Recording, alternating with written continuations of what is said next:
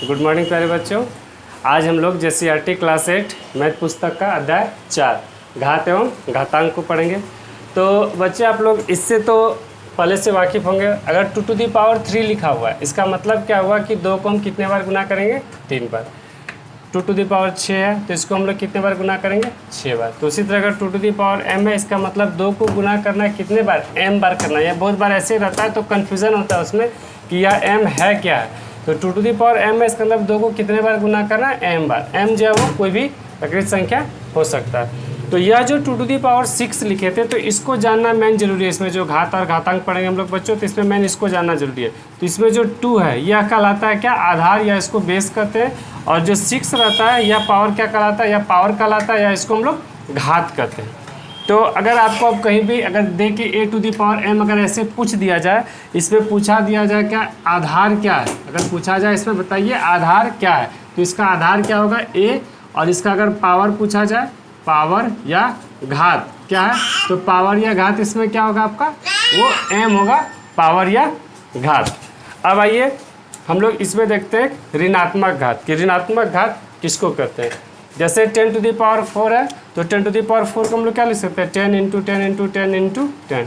10 to the power 3 को 10 × 10 × 10। अगर इसको हम लोग अंक में लिखना चाहें, पूरा इसको ब्रीफ करके नहीं, ये शॉर्ट करके नहीं, इसको पूरा शॉर्ट करके अगर लिखे हैं, तो 10 to the power 3 को हम लोग, ये इसका मान कितना हो जाएगा? 1000। इसका मान हो जाएगा 1000। और इस 1000 को प्राप्त करने के लिए हम लोग लिख सकते हैं 10,000 भागा 10। इसका मतलब हुआ 10 to the power 4 भागा 10। तो इससे हमको क्या होगा कि 1000 प्राप्त हो जाएगा।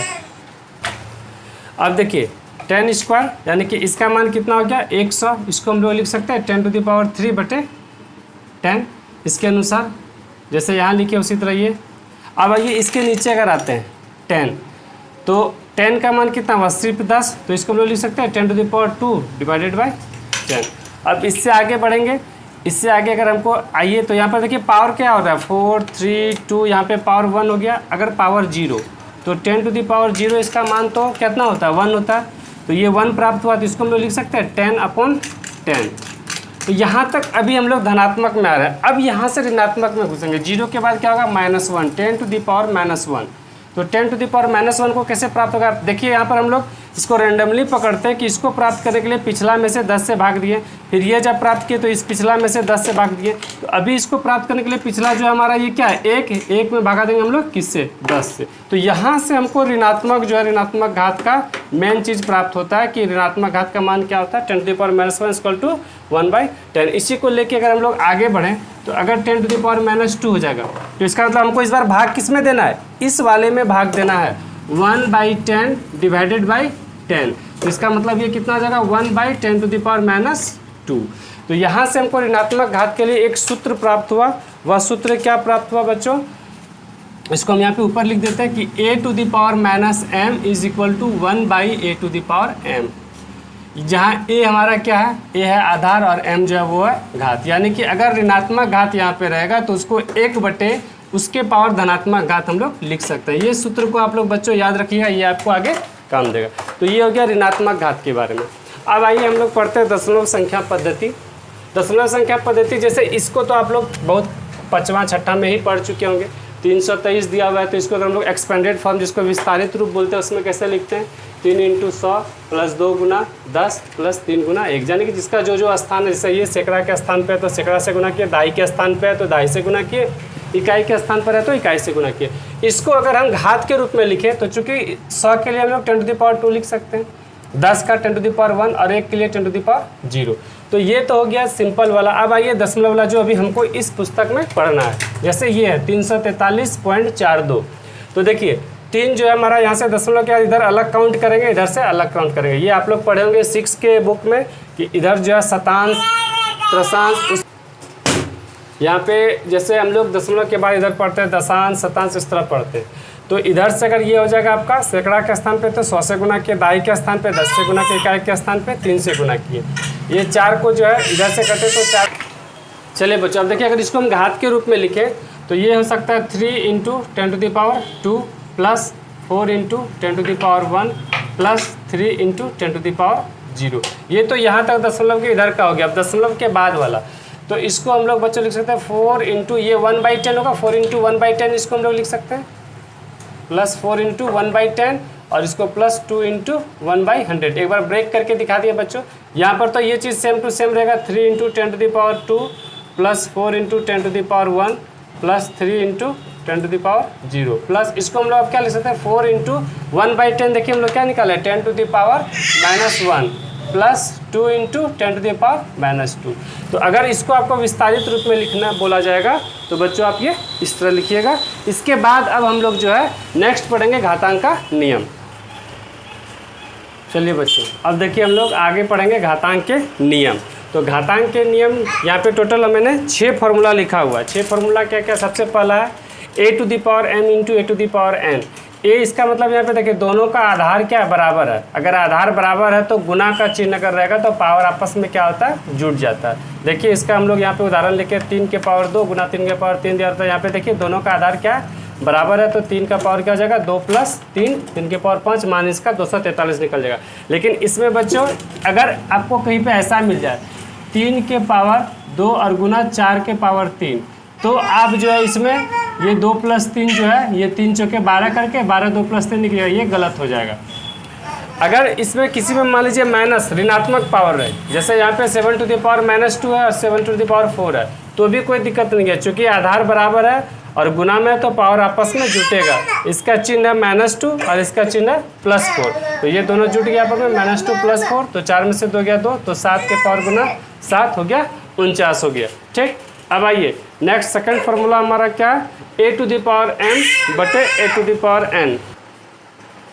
चलिए बच्चों अब आगे देखिए a⁴m बटे a⁴n, या इसको इस रूप में भी देता है a⁴m भागा a⁴n। तो जब भागा में रहेगा और दोनों का आधार जो है वो बराबर रहेगा तो उस हालत में क्या होता है, जो पावर होते हैं यानी कि जो घात होते हैं वो आपस में क्या होते हैं, माइनस हो जाते हैं, घट जाते हैं। जैसे उदाहरण में हम यहाँ पे दिए एक 7 के पावर -3 भागा 7 के पावर 4, तो चूँकि ये भागा में है तो यह जो पावर है यह इसमें क्या होगा, कट जाएगा। तो जैसे -3 और चूँकि यहाँ घटाना है तो माइनस का चिन्ह दिए -4, तो माइनस प्लस 4 3 7 हो गया, बड़ा जो है 4 उसका चिन्ह माइनस पड़ेगा, तो इसका आंसर हो जाएगा 1/7⁷। ये यहाँ के बाद ये कैसे लिखे, तो इसके पहले आप लोग को हम बताए थे a⁻m रहता है, तो इसको हम लोग क्या लिख सकते हैं 1/a⁴m। तो इसी फार्मूला का उपयोग किए और इसमें यहाँ पे हम लोग लिखे। नेक्स्ट हमारा फार्मूला क्या है, a⁴m/b⁴m। यहाँ पे बच्चों गौर कीजिएगा, इसमें क्या है कि आधार दोनों का सेम नहीं है, आधार अलग अलग है, लेकिन यहाँ पे घात दोनों का सेम है, बराबर है। तो उस हालत में क्या करते हैं कि ये दोनों को बटे में लिख के उसके पावर घात दे देते हैं। जैसे अगर उदाहरण आपको ये रहा 3 के पावर 4 बटे 2 के पावर 4, तो इसको हम लोग लिख सकते हैं 3 बटे 2 के पावर 4। चौथा नंबर हमारा क्या है फार्मूला, a⁴0 = 1, जहाँ a बराबर नहीं 0, मतलब एनीथिंग टू द पावर 0 = 1। किसी के पावर अगर शून्य आ जाए तो उसका मान क्या होगा, 1 होगा, चाहे वो अंक रहे चाहे वो आपका अक्षर रहे। जैसे मान लीजिए हल करते करते आपको x⁴ आ गया तो इसका मान क्या हो जाएगा 1। या आपको बहुत बड़ा सवाल कभी दे दिया 3 के पावर -2 भागा 4 के 3 के पावर 3 के पावर 0, तो अब इसको पहले आप हल कीजिएगा, उसके बाद पावर 0 नहीं। जैसे देखिए कि इस पूरे के पावर 0 है तो इसका आंसर कितना होगा, 1 होगा, डायरेक्ट लिख दीजिए इसको 1 बच्चों। सिर्फ ये ध्यान रखिएगा कि अंतिम अक्षर जो मिला ए जैसे यहाँ पे है यह खाली शून्य नहीं होना चाहिए। नेक्स्ट पाँचवा हमारा क्या है, a/b⁴m।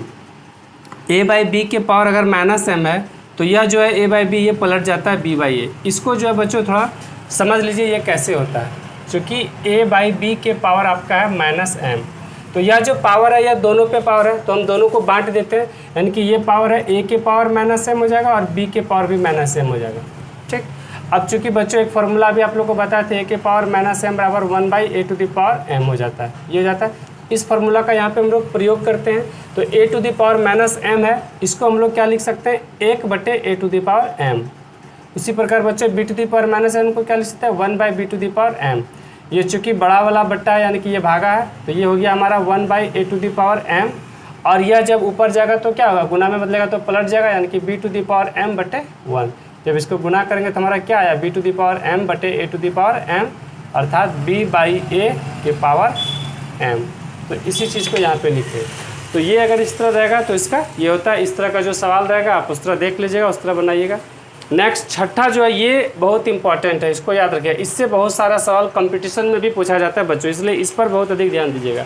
अगर a के पावर m बराबर b के पावर m हो, यहाँ पे देखिए दोनों का आधार बराबर नहीं है लेकिन पावर दोनों का बराबर है और बीच में बराबर का चिन्ह है। तो यह कंडीशन जब भी मिले, इस तरह का शर्त आपको जब भी मिले तो उस हालत में हमारा क्या हो जाता है, a बराबर b होता है। इसको उदाहरण से भी समझिए तब बढ़िया रहेगा बच्चों आप लोग को। जैसे अगर उदाहरण से समझा देते हैं आपको, जैसे मान लीजिए आपको कहीं पे 3 टू द पावर x बराबर आपका आ गया, मान लीजिए 4 टू द पावर, यहाँ पे फिर x लेंगे तो ये तो x बराबर x ही आ जाएगा। यहाँ पे अगर हम लोग अक्षर ले लेते हैं, जैसे